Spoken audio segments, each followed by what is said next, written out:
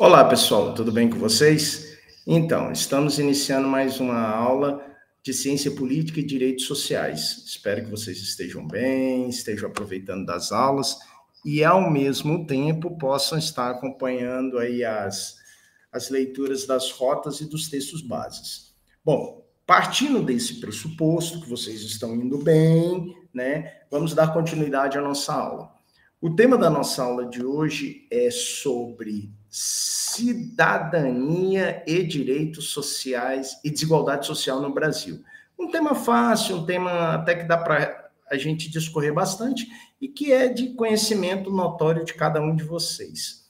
Dito isso, vamos para a apresentação dos nossos slides. Deixa eu escolher aqui o slide, tela cheia, compartilhar. Vou passar aí para vocês. Acredito que o slide já está aí. Deixa eu só confirmar aqui. Vou confirmar aqui na minha telinha do celular. Tá aqui. Beleza.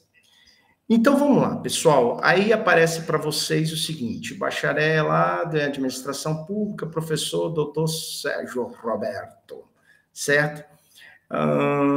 Tá abrindo aqui a questão do slide. Assim que ele abrir, a gente começa a nossa aula. Então, mas de toda forma, eu quero reforçar, enquanto abre o slide aí, a necessidade de vocês se preocuparem em fazer as atividades, né? Porque as atividades, elas contam 4 pontos e a prova conta 6. Tá? Então, é muito importante que vocês façam essas atividades todas. Estou botando ali para frente porque está fazendo uma microfoniazinha.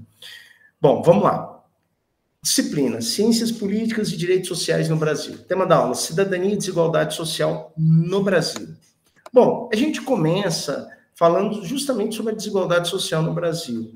É notório a todos que nós vivemos em uma sociedade estratificada. O que significa uma sociedade estratificada? Significa uma sociedade dividida em estratos, tá? Milionários, classe média, ricos, pobres, miseráveis. Então, isso é o que nós chamamos de extrato social. E essa base dessa pirâmide é justamente as pessoas que estão em vulnerabilidade. O que é vulnerabilidade, professor? Aquelas que não têm onde morar, não têm o que comer, não têm um serviço oficial ou um emprego de carteira assinada.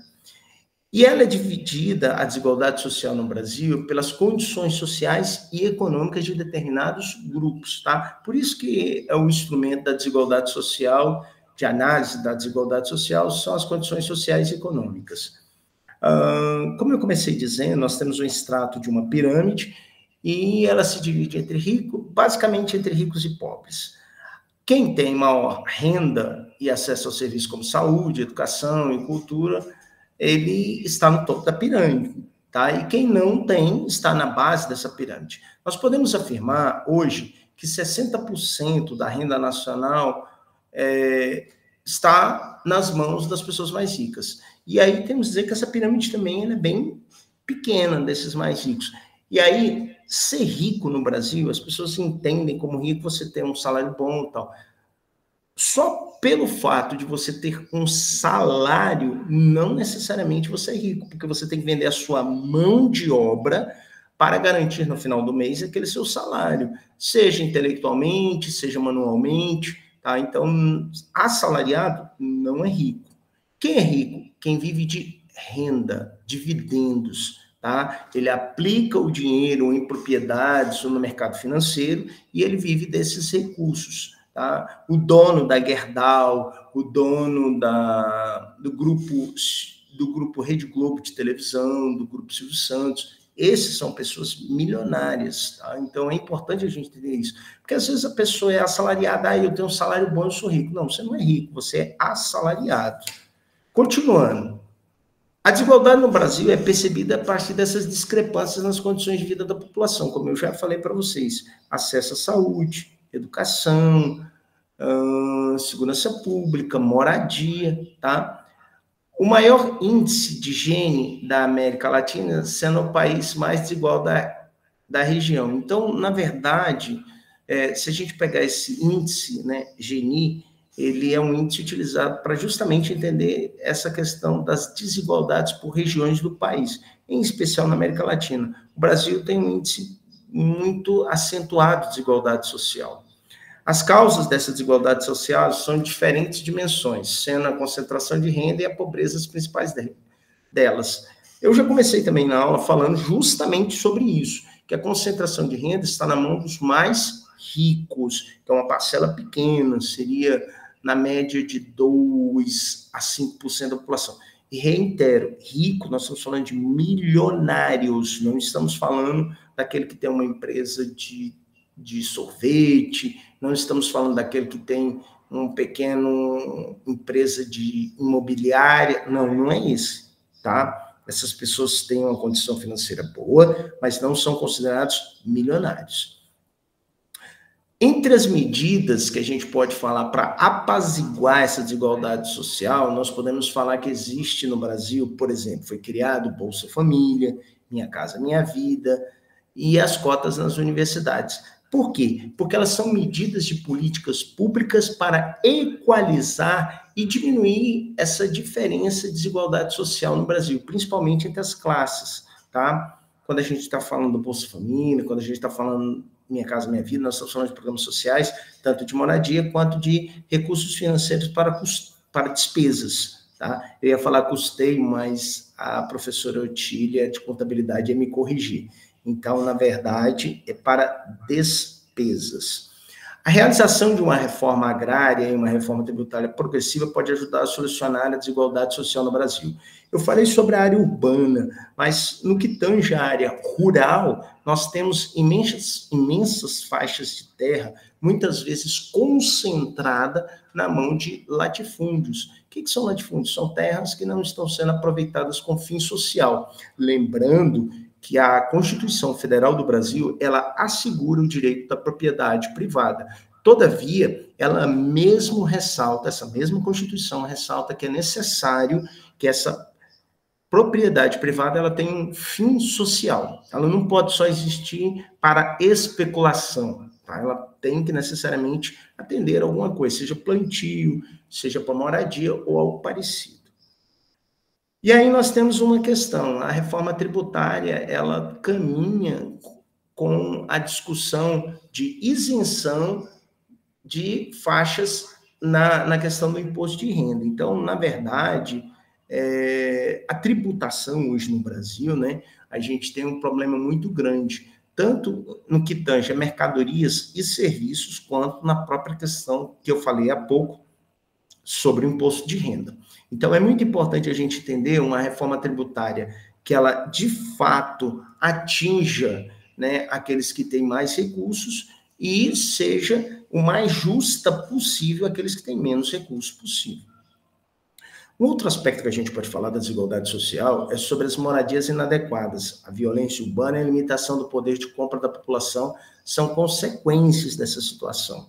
Então, veja bem, moradias inadequadas, a gente tem muitos estados brasileiros que as pessoas vivem em áreas periféricas ou elas estão em comunidades que estão colocadas em morros verticalizados ou em locais horizontalizados, sem condições urbanas, de salubridade, sem condições de segurança, porque o que acontece? Quando essas moradias são colocadas em locais verticalizados, geralmente nos morros, e se existir um desmoronamento, essas pessoas correm sério risco de vida, de morte, no caso, né?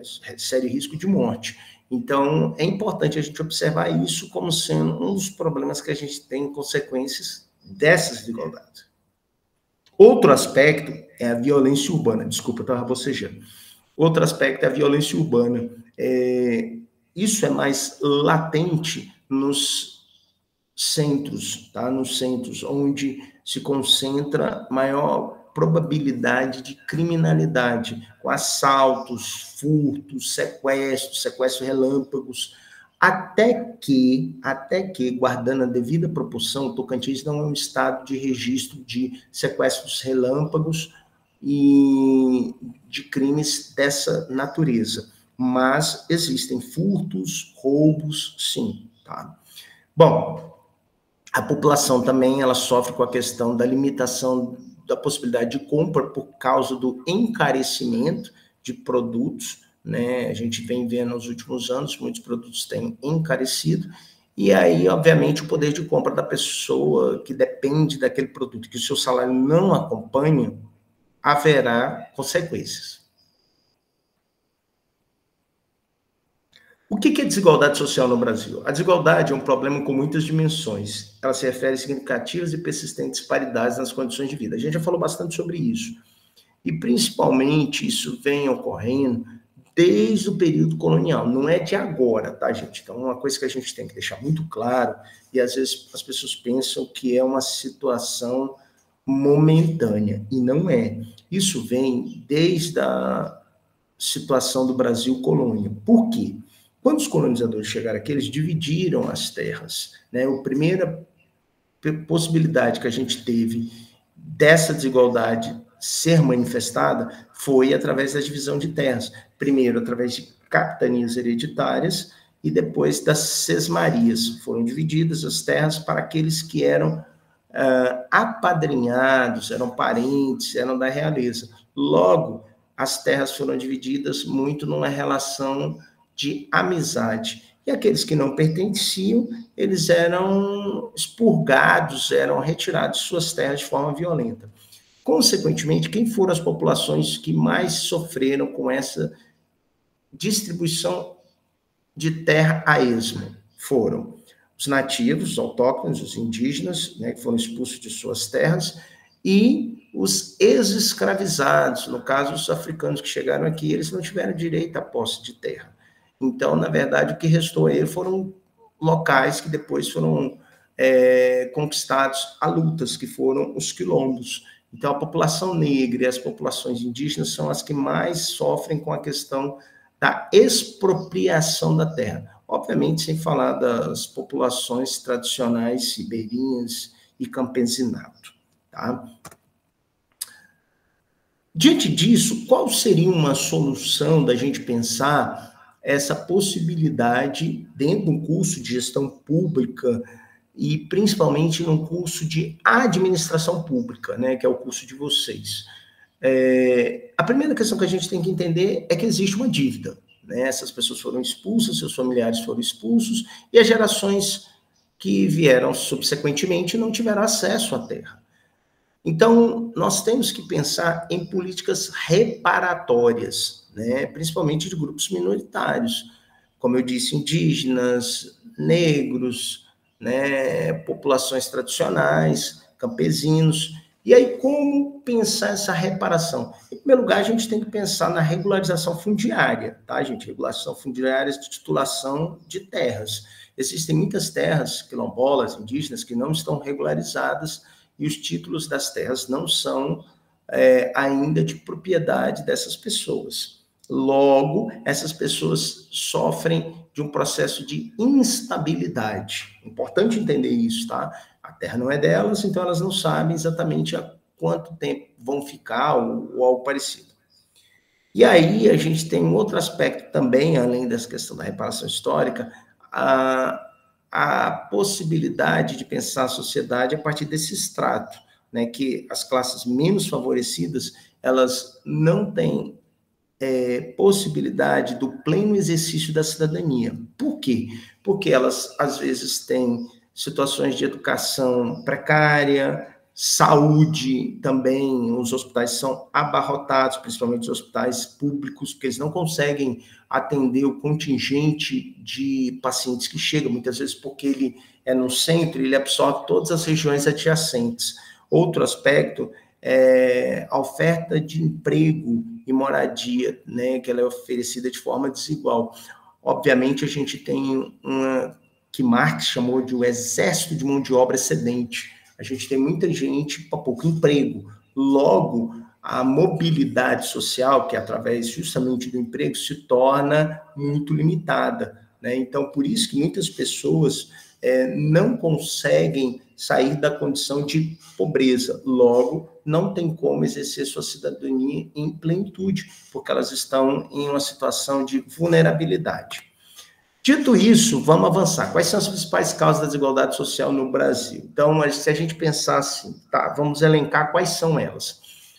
Ele é um problema, primeiro, que a gente tem que falar que é persistente, né, no Brasil, não é de hoje, é desde o Brasil colônia, como eu falei para vocês, e, ao mesmo tempo, ele é fruto de uma relação política, econômica e estrutural. Quais seriam os pontos que a gente tem que pensar? Primeiro, a política fiscal injusta no sistema tributário regressivo. As alíquotas, né, de impostos, eles são muito altas. Então, a gente tem que salientar que muitos trabalhadores, eles sofrem justamente com esse imposto. Vou dar um exemplo para vocês.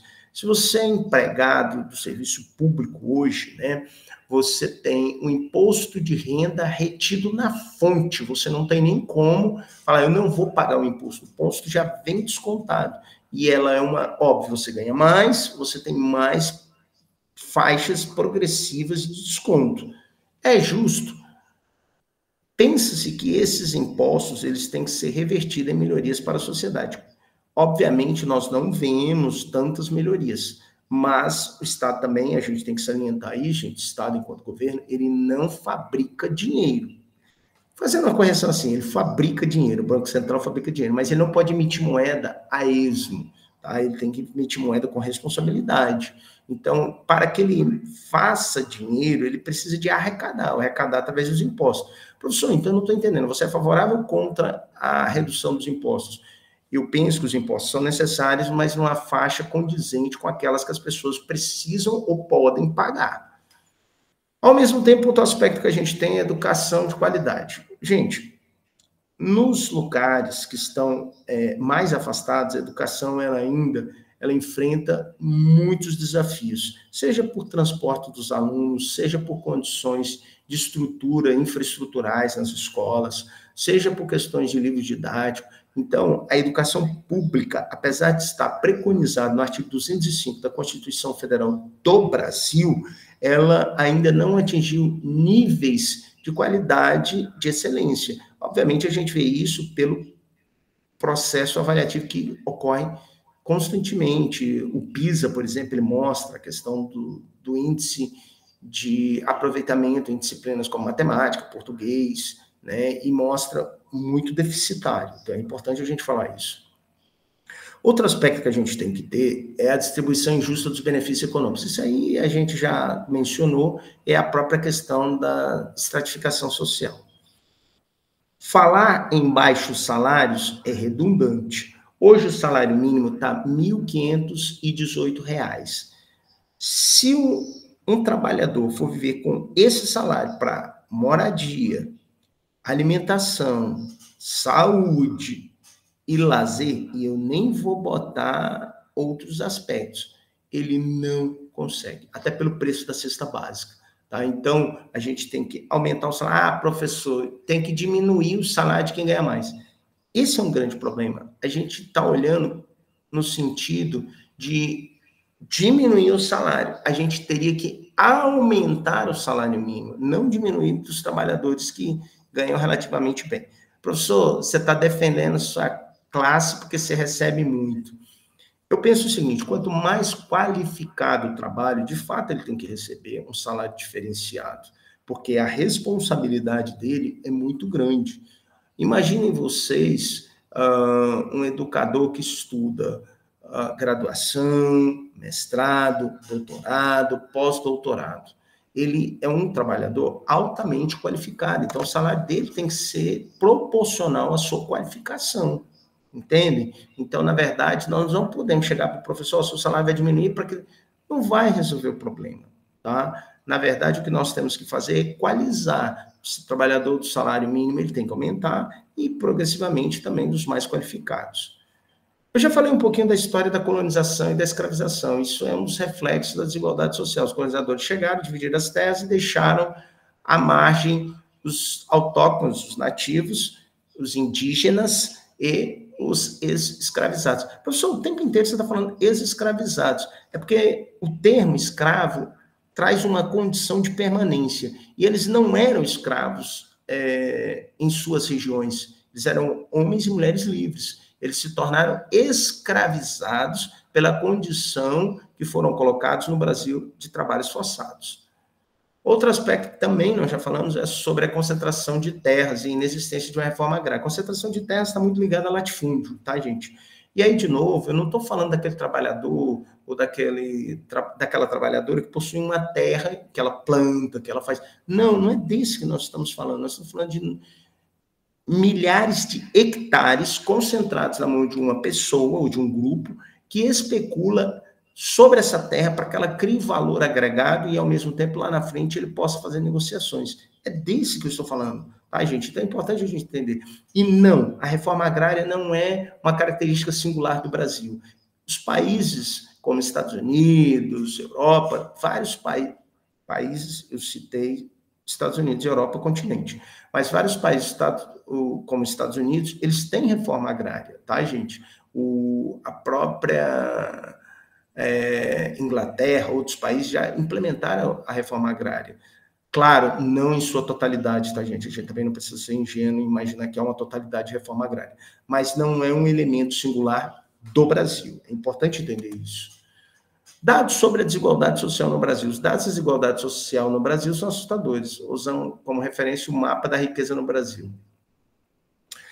Como eu vinha falando para vocês, o resultado foi que a desigualdade social no Brasil é maior do que imaginado. Segundo esses dados, o índice de Gini chegou a 0,7.068 em 2020, bem acima de 0,6.013, calculado no PNAD contínuo. Mesmo com o auxílio emergencial, ao contrário do que se acreditava, a desigualdade brasileira não caiu durante a pandemia.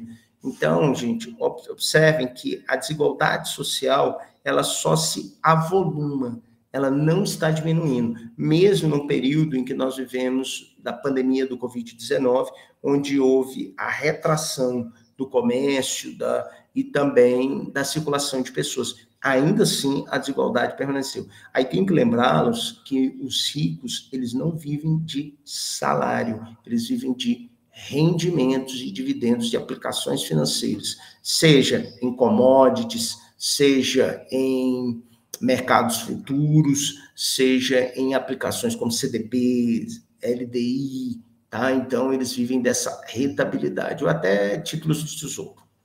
Dito isso, avançamos. Maior renda no Brasil. Lugares com maior renda, né, de acordo com o imposto de renda da Polícia Federal, né, com maior renda, estão nas seguintes cidades: Brasília, né, maior renda, que chega a R$ 3.148 per capita, e em São Paulo, 2.063.